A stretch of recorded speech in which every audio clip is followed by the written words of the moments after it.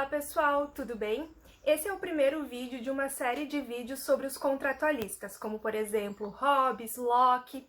E para falar sobre esses contratualistas, nós temos um convidado que é o professor Paulo Vinci, que ele é licenciado em Sociologia, mestre e doutor em Serviço Social e pós-doutor. O professor Paulo hoje é professor no Instituto Federal e ministra a disciplina de Sociologia no Instituto Federal. E por isso, justamente, ele vai trabalhar conosco essa temática. Vamos lá?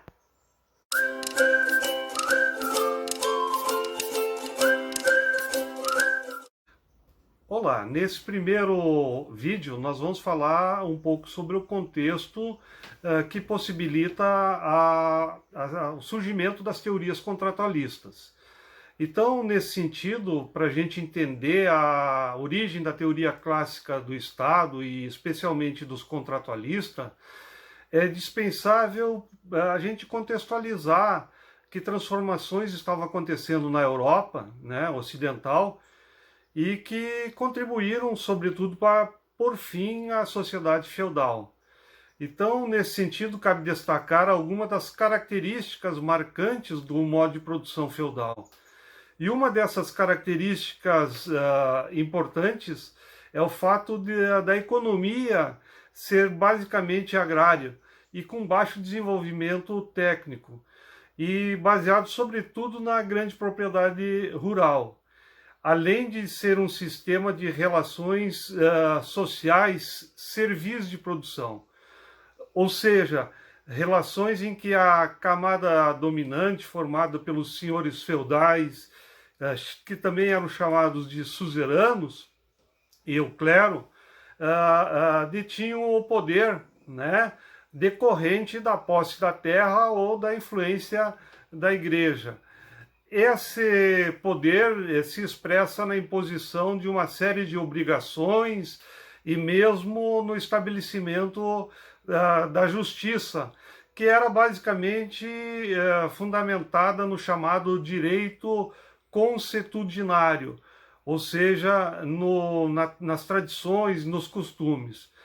E um exemplo disso é a relação de suzerania e vassalagem, que é originário da concessão de terra pelo senhor feudal para algum cavalheiro ou vassalo, que em troca comprometia-se em servir militarmente o suzerano, sendo que esse compromisso envolvia um pacto realizado num ritual de poder e honra através de um juramento. Ainda abaixo dos suzeranos e dos vassalos haviam os servos, ou seja, os camponeses que trabalhavam nessas terras, melhor dizendo, e tinham um conjunto de obrigações e taxas para pagar para o suzerano e os vassalos em troca do direito de morar e produzir para sua subsistência.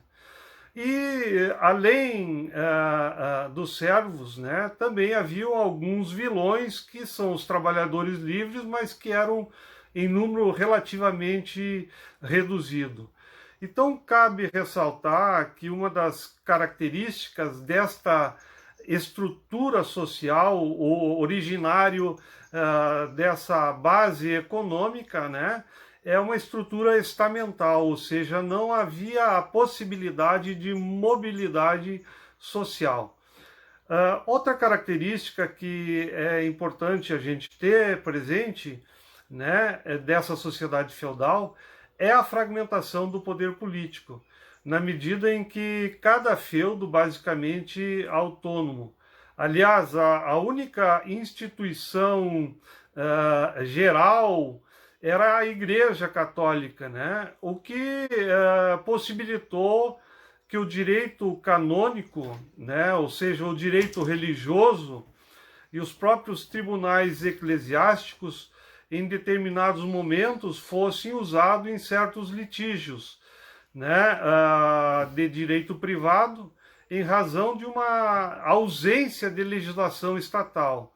Sendo que, durante muito tempo, esse direito canônico foi o único direito escrito nesse período.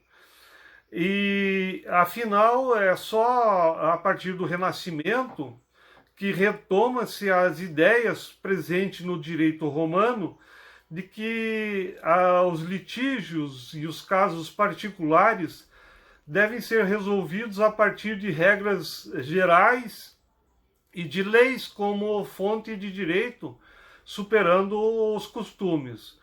Mas para que isso ocorresse, foi necessário a decadência do modo de produção feudal, que houvesse, que decorrem de uma série de conflitos entre servos e senhores feudais, entre os próprios senhores feudais por disputas de terra, e mesmo dos senhores feudais com o clero e com os príncipes, né? Entretanto, é oportuno salientar que a partir do renascimento urbano e do renascimento comercial, surge uma nova classe social, que é a burguesia, que vai entrar em conflito com essa classe dominante, né, dessa estrutura social feudal, né? Então, o renascimento urbano ocorre a partir do aumento da produção agrícola, em razão de melhorias técnicas, do próprio aumento populacional. E esse deslocamento e aumento dessa população urbana provoca um desenvolvimento econômico, comercial dos burgos, né? Aumentando a circulação de mercadorias, e nesse contexto também há o desenvolvimento de rotas comerciais marítimas com o Oriente, né? Ou seja, o chamado renascimento comercial. E esse desenvolvimento de atividades mercantis, né, fortaleceu essa nova classe social, a burguesia, que necessitava de novos valores morais e espirituais, e isso vai ser expresso no renascimento cultural, que vai se caracterizar pelo racionalismo, pelo antropocentrismo, pelo experimentalismo, né? E pela própria reforma protestante, já que havia uma condenação por parte da Igreja Católica ao lucro e à cobrança de juros nos empréstimos de dinheiro, né? Portanto, toda essa base de valor moral e espiritual que emerge desse desenvolvimento mercantil vai se chocar com esses valores presentes no modo de produção feudal, né? Além da própria necessidade de uso de moeda, ou seja, uma unidade monetária, da necessidade de deslocamentos seguros dessas mercadorias, da necessidade da garantia do direito de propriedade. Portanto, havia uma necessidade de superação dos costumes por leis gerais.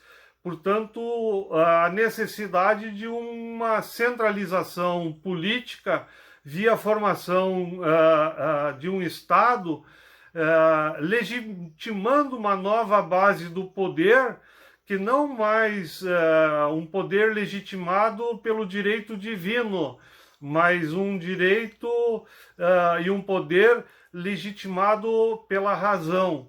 Então é nesse contexto que você vai ter o surgimento das teorias clássicas do Estado, dos chamados contratualistas, que basearam suas teorias de Estado na natureza humana, ou seja, nas condições hipotéticas do comportamento individual e nas relações entre os indivíduos, num contexto denominado de pré-social, ou seja, de estado de natureza. E isso, em um determinado momento hipotético, vai redundar num contrato social, e esse contrato social vai dar origem ao Estado social, que vai legitimar o poder, vai garantir a necessidade do Estado enquanto uma criação racional.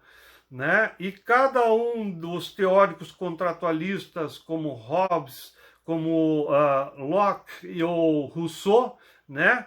Eles têm diferentes teorias decorrentes, sobretudo, das características atribuídas aos indivíduos no estado de natureza, refletindo assim o contexto e a visão de homem, né, e mundo que cada um desses autores vai dar para justificar a necessidade desse poder, né, configurado na forma de Estado. Ótima explicação, né, pessoal? Então, no próximo vídeo nós vamos começar a trabalhar os contratualistas e no próximo vídeo o professor Paulo vai falar sobre Hobbes. Aguardamos vocês. Tchau! Tchau!